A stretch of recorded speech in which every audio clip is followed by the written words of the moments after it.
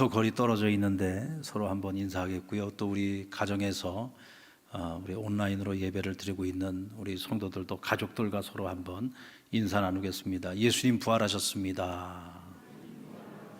예수님 부활하셨습니다. 부활의 증인으로 사십시다.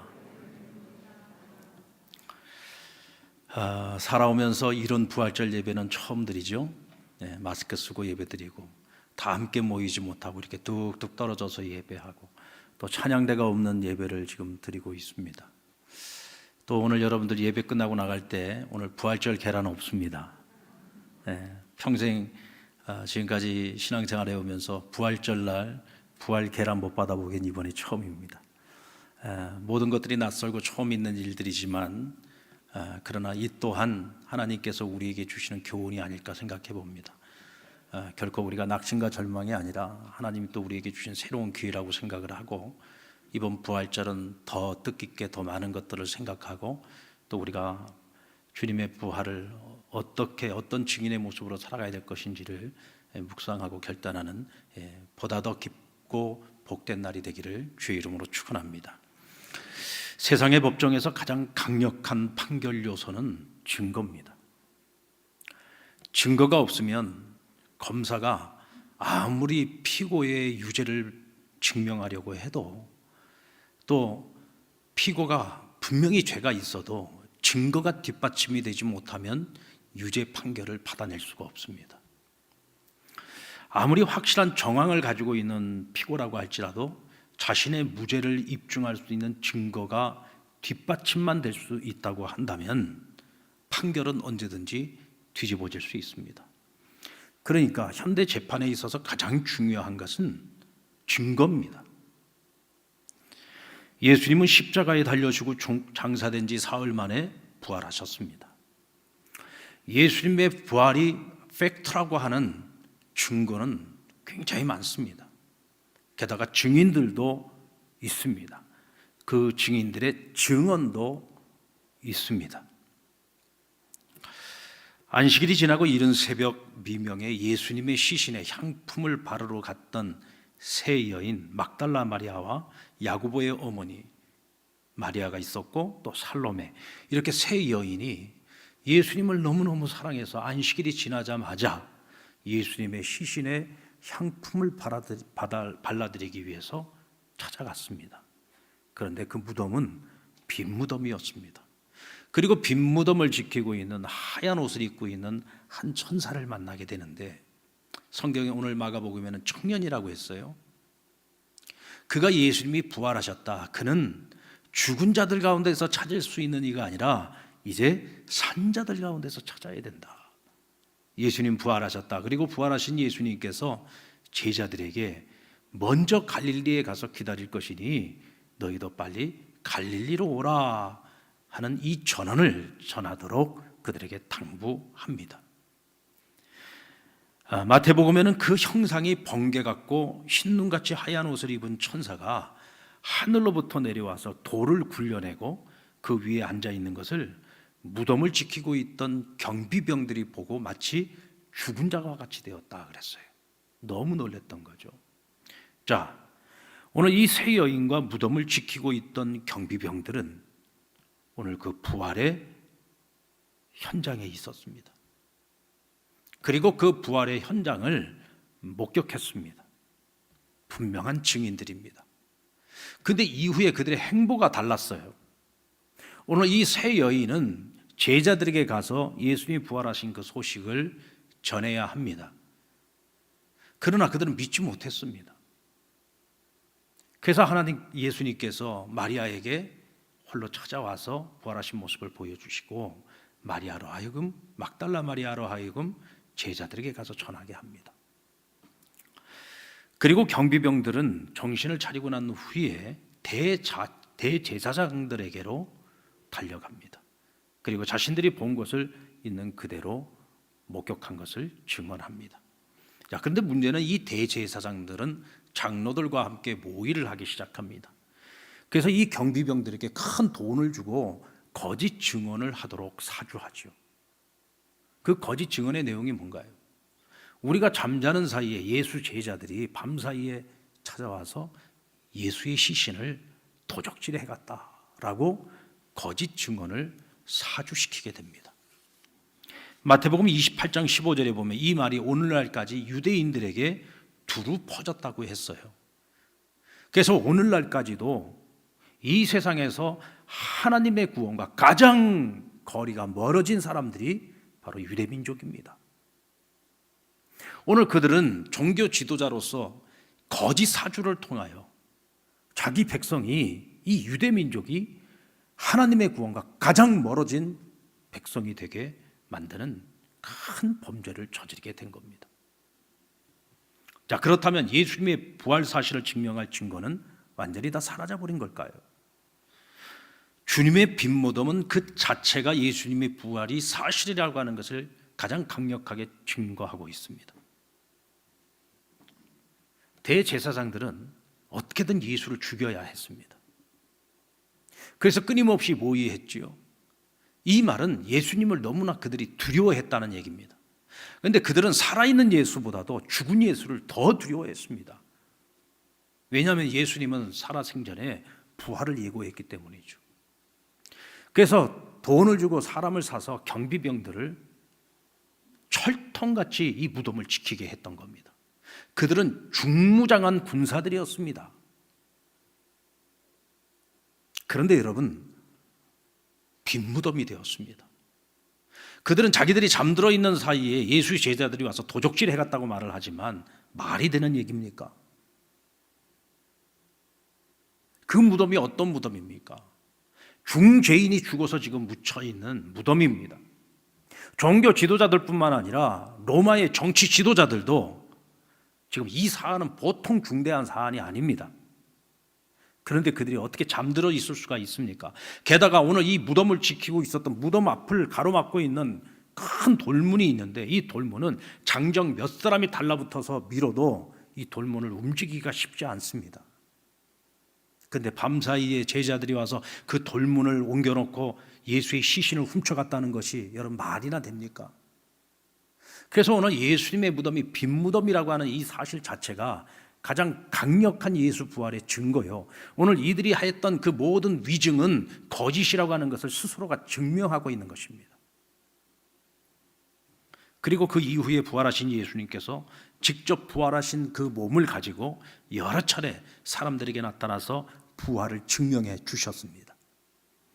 처음 부활을 하신 주님을 만난 사람 막달라 마리아였죠. 처음에 세 여인과 함께 만났지만 그들이 만났던 이는 부활하신 예수님이 아니라 천사였습니다. 그러나 너무 두려운 나머지 그들은 믿지 못했어요. 그래서 가던 길을 마다하고 막달라 마리아가 다시 무덤으로 돌아와서 이제는 예수님의 시신조차도 향품조차도 발라드릴 수 없다는 것 때문에 그는 슬피 울고 있었습니다. 이때 부활하신 예수님께서 막달라 마리아를 찾아와 만나 주셨던 거죠. 그는 기쁨에 겨워 제자들에게 달려가서 예수님의 부활 소식을 전합니다. 그런데 문제는 제자들이 아무도 그 사실을 믿지 않았다는 거예요. 그리고 오늘 본문에는 시골로 내려가는 두 제자의 이야기가 나옵니다. 그들은 다른 사람의 모습으로 찾아오신 예수님을 만나게 되고 그 예수님과 대화 중에 예수님의 부활 사실이 사람들이 만들어낸 지어낸 이야기가 아니라 사실이라는 것, 팩트라고 하는 것을 깨닫게 됩니다. 이때 그들은 고향으로 돌아가던 그 발걸음을 멈추고 다시 예루살렘을 향합니다. 그리고 가서 제자들에게 예수님의 부활 소식을 전하죠. 그런데 이번에도 제자들은 그들의 말을 듣고 예수 부활 사실을 믿지 않았습니다. 결국 예수님께서 제자들을 직접 찾아오셨습니다. 두 번 찾아오시는데 첫 번째 찾아오셨을 때는 도마가 없을 때 찾아오셨고 두 번째는 도마가 있을 때 찾아오셨습니다. 제자들은 자신들 앞에 나타난 예수님을 유령이라고 생각했습니다. 믿지 못했습니다. 그러자 예수님께서 손과 발을 보여주시면서 못자국을 보여주시고 옆구리를 보여주시면서 창자국을 보여주셨습니다. 그래도 믿지 못하니까 옆구리에 손을 넣어보고서라도 믿는 자가 되라고 말씀하십니다. 여러분들, 이들은 보면서도 믿지 못했습니다. 듣고도 믿지 못했습니다. 어떤 이는 만져보고서도 믿지를 못합니다. 오늘 본문 14절 후반절에 보면 그들의 믿음 없는 것과 마음이 완악한 것을 주께서 꾸짖었다고 했어요. 여러분들 어디서 많이 들어본 말씀 아닙니까? 주님께서 십자가에 달려 돌아가시기 전까지 3년 동안 주님과 동행했던 제자들은 단 한 번도 너희의 믿음이 크다는 말을 들어본 적이 없어요. 항상 주님으로부터 너희가 믿음이 참으로 적도다, 너희가 믿음이 없구나, 아직도 깨닫지 못하느냐. 이것이 3년 동안 주님과 동고동락했던 제자들이 늘 주님께 들었던 말입니다. 그런데 오늘 부활 소식을 가장 먼저 들었던 이 제자들은 믿지 못했습니다. 보여주어도 믿지를 못합니다. 만져보고서야 믿는 자들이 되었습니다. 참으로 믿음 없는 자들의 모습 아닙니까? 그들의 마음이 너무나 완악한 것 아닙니까? 마태복음 28장 16절로 17절에 보면은 11제자가 갈릴리에 가서 예수께서 지시하신 산에 이르러 예수를 배웠고 경배하나 아직도 의심하는 사람들이 있다 그랬어요. 심지어는 보고도 만져보고서도 다 믿는 것 같은데 그 중에도 믿지 않는 자들이 있었다는 거예요. 여러분, 부활의 증거가 이와 같이 확실함에도 불구하고 믿지 못하는 사람들이 있습니다. 어떻게 보면 세상의 재판정에서는요, 증거가 확실하면 믿습니다. 판결이 분명하게 납니다. 근데 예수 부활의 사실을 믿는 것은요, 그것과 달라요. 증거가 분명해도 믿지를 못합니다. 눈으로 보고도 믿지 못하는 거예요. 참 이 믿음의 세계라고 하는 것이 굉장히 신비로운 거죠. 그럼에도 불구하고 주님께서는 십자가의 흔적을 그대로 가지고 부활하셔서 제자들을 찾아와 직접 그것을 보여주고 만져보게 하시면서 믿음이 없는 자가 아니라 그들이 믿음이 있는 자가 되도록 만드셨습니다.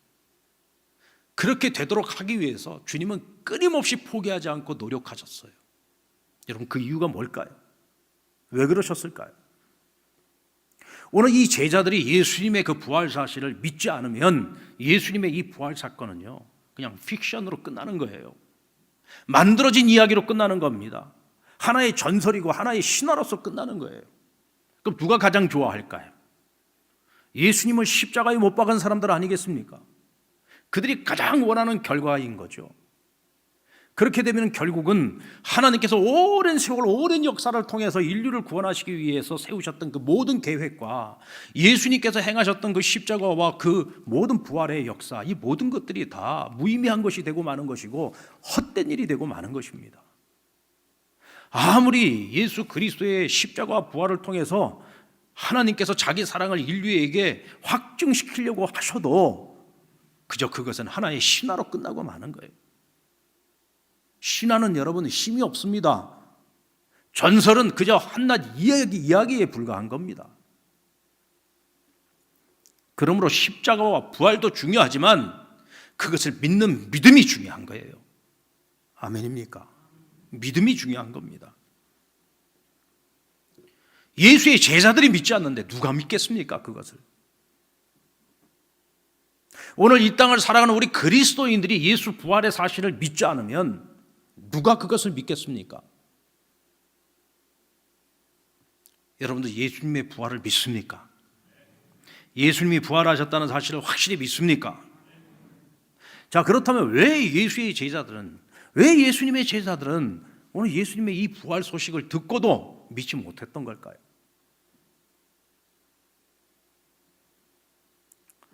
사실 제자들은 자기들 자신에게 엄청난 실망을 하고 있었어요. 실망하고 있었습니다. 자기들 무리들 중에서 한 사람은 예수님을 팔아먹었고 베드로는 예수님을 3번이나 부인했고 예수님 잡히시던 날 밤 다 흩어져 다 도망갔습니다. 예수님 골고다 언덕에서 처형당하실 때에도 요한 한 사람 빼놓고 나머지는 다 뿔뿔이 흩어져 다 도망갔습니다. 그 자리를 누가 지켰습니까?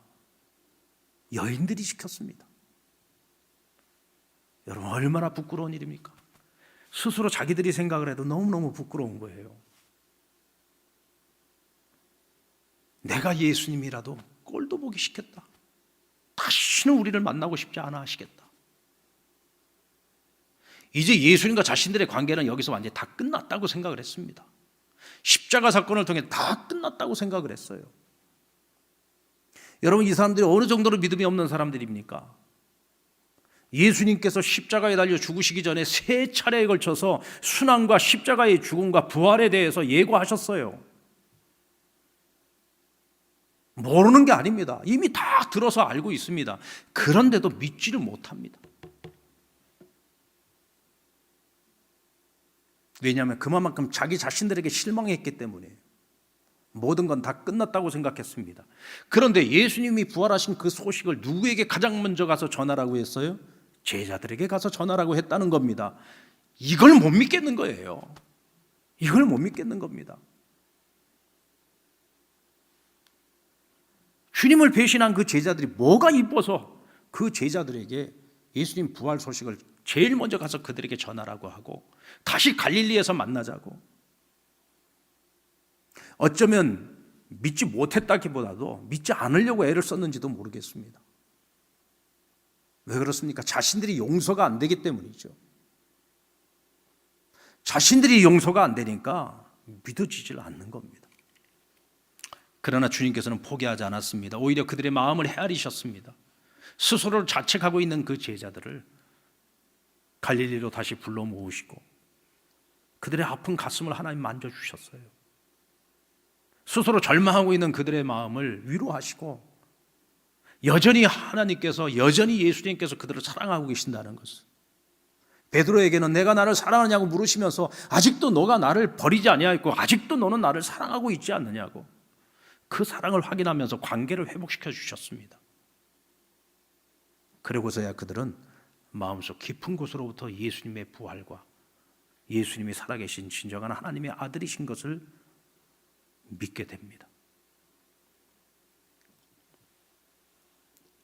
그렇게 해서라도 그들이 믿는 자가 되었을 때 여러분, 그들은 예수의 부활 사건이 만들어진 이야기가 아니라 이것은 분명한 팩트라고 하는 것을 온 세상 사람들에게 알려서 믿음으로 구원을 얻는 새로운 세상을 만들기를 원하셨던 것입니다.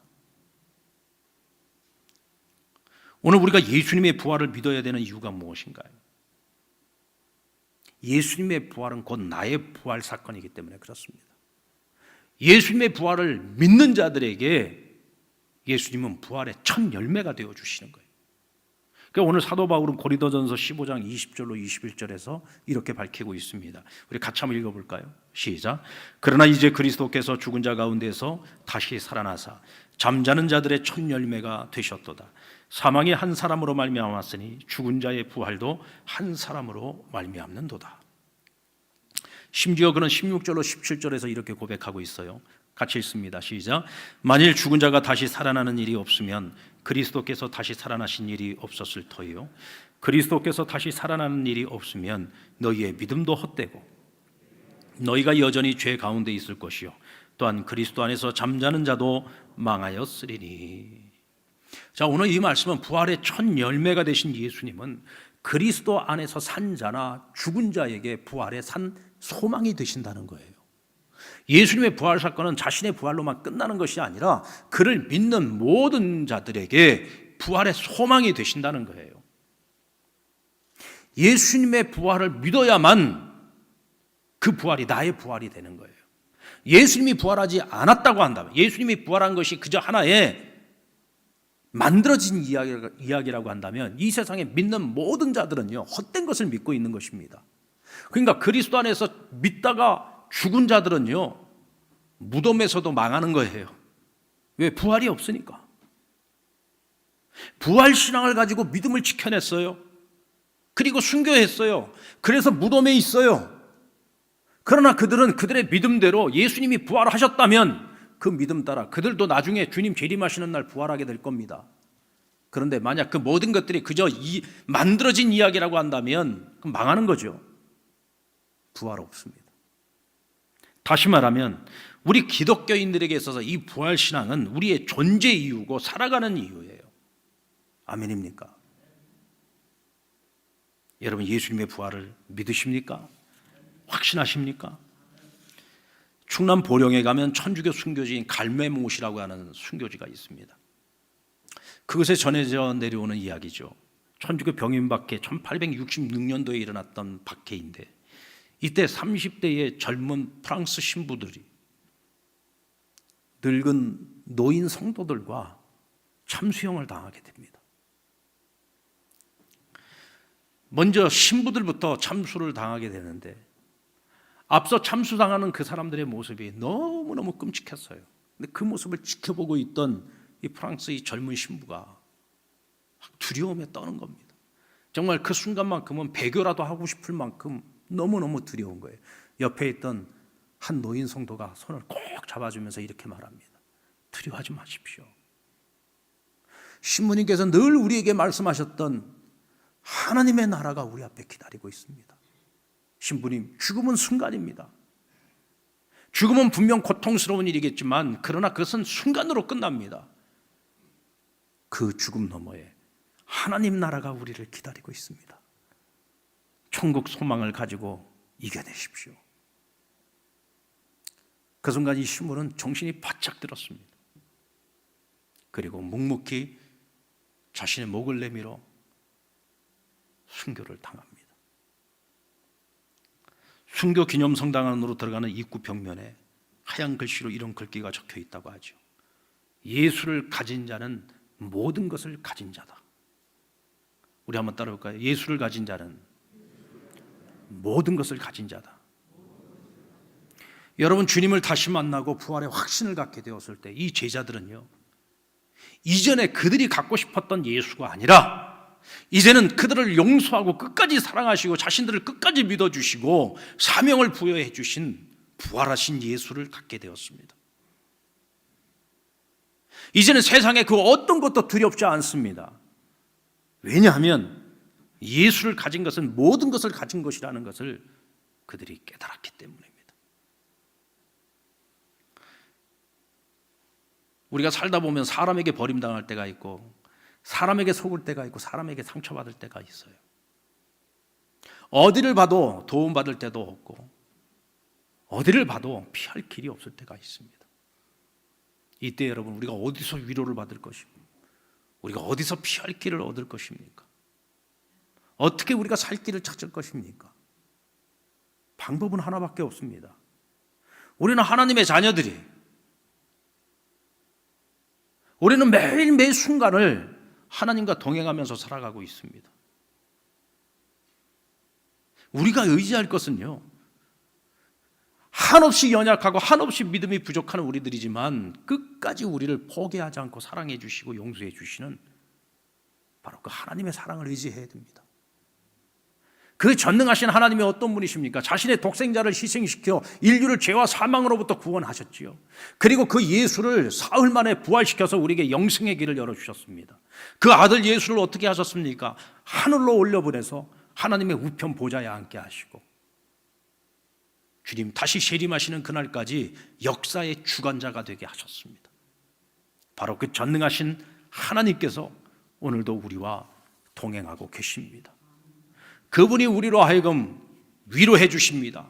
우리를 격려해 주십니다.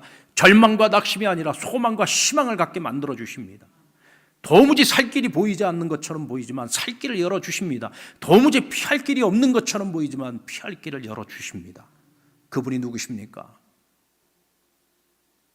우리를 위해서 자기 독생자를 희생하신 하나님 아버지이십니다. 오늘도 그분이 우리와 함께 동행하심을 믿으시기 바랍니다. 내가 주님을 믿지 않는데, 내가 주님의 부활을 믿지 않는데 누가 부활을 믿을 수 있겠습니까? 오늘 우리에게 어떤 십자가가 주어진다 할지라도 그 십자가를 피하지 마십시다. 그것이 예수 부활이 진리라고 하는 것을 우리의 삶으로 증명하는 방법입니다.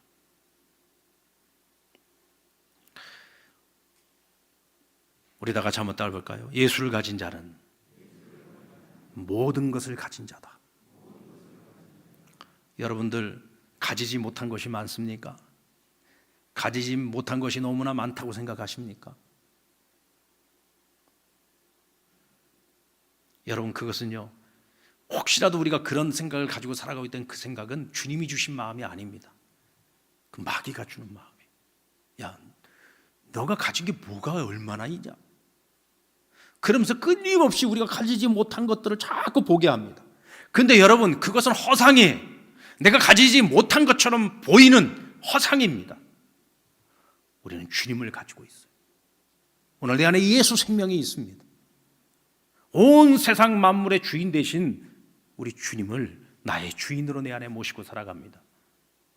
우리는 모든 걸 가지고 있는 거잖아요. 왜 자꾸 없다고 생각합니까? 자꾸 없다고 생각하고 없는 것처럼 보이는 그것들을 주목하고 살아가니까 내가 불행한 거예요.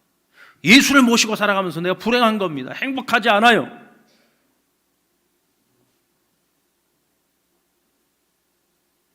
여러분, 정말로 내가 내 안에 예수를 주로 모시고 살아간다면 행복해야 되는 것이 마땅한 것입니다. 왜? 우리는 모든 것을 가지고 있기 때문에 그렇습니다. 예수님의 부활을 믿을 때 우리는 부활의 증인으로 살아갈 수 있죠. 여러분, 엠마오로 가던 두 제자가 왜 가던 길을 멈춰서 예루살렘으로 다시 돌아갔어요? 부활신앙을 갖게 되었기 때문에. 어떻게 부활신앙을 갖게 됩니까? 이들은요, 예수님을 보고 만져보고 확인하고서 예수 부활을 믿게 된 게 아니에요. 예수님께서 전혀 다른 사람의 모습으로 나타나셔서 그들과 함께 동행을 하게 됩니다. 가는 길에 예루살렘에서 그들이 보았던 모든 이야기들을 하게 되는데 그 이야기를 하면서 그들은 믿지를 못하고 있어요. 그러니까 예수님께서 뭐라고 합니까? 그 모든 것을 알고 있으면서 왜 너희들은 그것을 믿지 못하느냐? 그러면서 그때부터 예수님이 구약의 선지자들의 말씀을 가지고 예수님의 그 십자가와 그 부활의 사건에 대해서 쭉 풀어서 설명을 해줍니다. 말씀을 듣고 있는 중에 그들이 깨달아지기 시작했어요. 예수님의 십자가 사건과 부활의 사건은 과거의 구약의 선지자들을 통해서 이미 하나님 다 예언하셨던 일이고 이것이 성취된 사건이구나. 예수님이 부활하신 것이 맞구나. 깨닫게 됐어요. 그것을 깨닫는 그 순간에 그들의 눈이 밝아졌다고 했습니다. 그러면서 그들과 함께 동행하고 있던 그가 예수라는 사실을 깨닫게 돼요. 할렐루야. 근데 그것을 깨닫는 그 순간에 예수님이 사라져버린 거예요. 그러나 그들의 그 부활신앙은 흔들리지 않습니다. 가던 길 멈추고 다시 예루살렘으로 향합니다. 그리고 제자들에게 가서 자신들이 만난 부활하신 예수님을 그들에게 전하게 되죠. 여러분, 보고 만져보고서라도 믿는 자가 되었든지 아니면 들어서 예수를 믿었든지 간에 여러분, 도마에게 예수님 뭐라고 말씀하셨어요? 너는 나를 보고 만져본 거로 믿느냐? 보지 않고도 믿는 자는 복되다고 말씀하셨죠. 오늘 이 엠마오로 가던 이 제자들은 말씀을 듣고 예수 부활을 확인했습니다. 오늘 저와 여러분은 어떻습니까? 우리가 여러분 부활하신 예수님 만났습니까? 보았습니까? 옆구리에 손 놓아 봤습니까? 그러지 않고도 우리는 예수 십자가 부활의 사건이 팩트라고 하는 것을 우리는 믿습니다. 믿습니다. 우리의 믿음이 더 복된 거죠. 어떻게 믿었던 이 부활의 신앙을 가지고 있는 사람들의 공통된 특징, 전하지 않고는 견딜 수 없었다는 거예요. 전하지 않고는 견딜 수 없었습니다. 여러분들은 우리가 어떤 음식점을 갔는데 우연치 않게 기가 막힌 맛집을 찾아냈어요. 내 입맛에 딱 맞아. 너무너무 맛있어. 가성비도 좋아요. 가격도 비싸지 않은데 음식 맛이 기가 막혀. 그러면 여러분 맛있다 그러고 끝납니까? 그 다음엔 어떻게 해요? 누구 데리고 가지요? 누구 데리고 갑니까? 제일 먼저 사랑하는 가족부터 데리고 가겠죠. 친한 지인들, 또 우리 믿음 공동체 안에는 같은 신앙의 친구들, 맛있는 데 내가 찾았다. 가자. 가서 같이 음식을 먹으면서 어때요? 그냥 먹어요? 내가 차리지도 않은 음식이면서, 내가 만들지도 않은 음식이면서 음식 자랑을 얼마나 하는지 모릅니다. 왜? 내가 데리고 왔으니까. 야, 맛있지 않아요? 맛있지 않아요? 기가 막히게 맛있죠. 음식 자랑을 합니다. 그걸로 끝냅니까? 내가 맛집 찾아냈다고, 너무너무 맛있는 집이 하나 있다고 막 사람들에게 입소문 내고 다니잖아요. 아닙니까? 뭐 조금 마음에 좀 찔립니까? 맛집 하나 찾아도 우리가 가만히 있지를 못해 우리 입이 근질근질해가지고. 근데 왜 예수 부활의 증인으로 살지 않습니까? 왜 내 인생을 완전히 바꾸러 온 그 복음을 전하지 않습니까? 여러분, 복음이 그렇게 맛이 없습니까? 복음이 내 인생에 그렇게 크게 와닿지 않습니까? 나에게 영원한 생명을 준 복음인데, 내 인생을 완전히 바꾸어놓은, 내 신분을 바꿔놓은 복음을 왜 전하지 않습니까? 맛집 하나만 발견을 해도 그렇게 입이 근질근질해서 견디지 못하는 내가 왜 복음은 전하지 못하고 살아갑니까? 오늘 나의 신앙의 현주소가 그렇다고 한다면 내 믿음을 다시 한번 점검해 봐야 합니다. 나는 정말로 믿고 있는 것인가? 난 정말로 예수 그리스도의 그 복음이 내 인생을 완전히 바꾸어 놨다고 나는 정말 믿고 확신하고 있는가? 내 인생에 가장 소중한 것이 과연 복음인가? 세상에서 가장 귀한 보물이 복음인가? 내 인생에 있어서 그 어떤 것보다도 우선순위가 복음인가? 그렇다면 이 복음을 전하지 않고는 견딜 수가 없어서 입이 근질근질해야죠. 우리는 지극히 작은 옛 추억 하나도 사람들에게 얘기하고 싶어서 입이 근질근질하잖아요.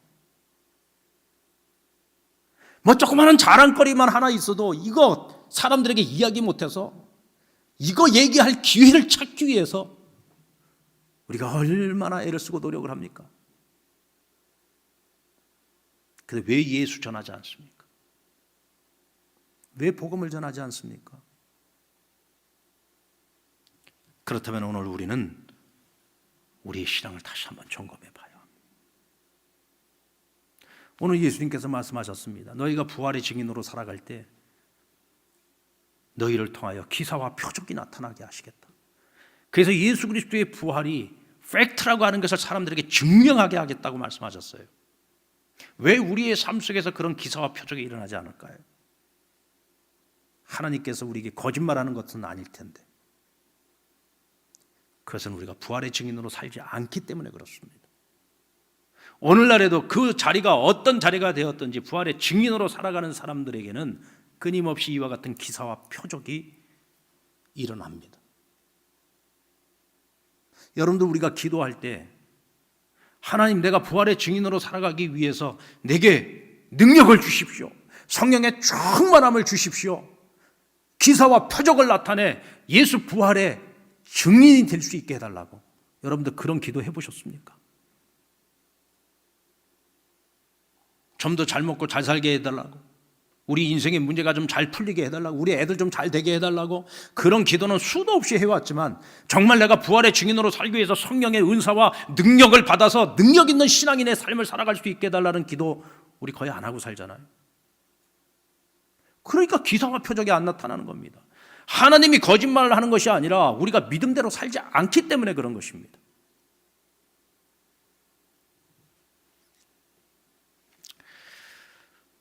오늘 우리는 부활의 아침을 맞이했습니다. 우리가 매년마다 이렇게 부활절을 절기로 지키는 이유가 뭘까요? 적어도 1년에 한 번쯤은 정말 내 신앙이 예수 그리스도의 부활을 믿는가? 나의 부활을 믿는가? 나는 부활의 증인으로서 살아가고 있는가? 만약 그렇지 못하다면 과연 나는 제대로 된 믿음을 가지고 있는가? 우리 스스로를 점검해보고 부활신앙을 회복할 수 있도록 하기 위해서 정기적으로 하나님은 우리를 점검시키고 있는 겁니다. 그저 우리가 단순히 기뻐만 할 일이 아니라 우리 자신의 믿음을 다시 한번 돌아보고 체크해 볼 수 있는 점검의 시간이 되라는 것입니다. 오늘 이 주님의 당부와 오늘 이 주님의 부르심 앞에서 오늘 이 부활의 아침에 여러분들 한번 같이 묵상해 볼 수 있기를 원합니다. 그리고 주님 앞에 부활의 증인된 삶을 통해서 예수 부활이 팩트라고 하는 것을 세상 사람들에게 증명하며 살아갈 수 있는 저와 여러분 될 수 있기를 주의 이름으로 축원합니다.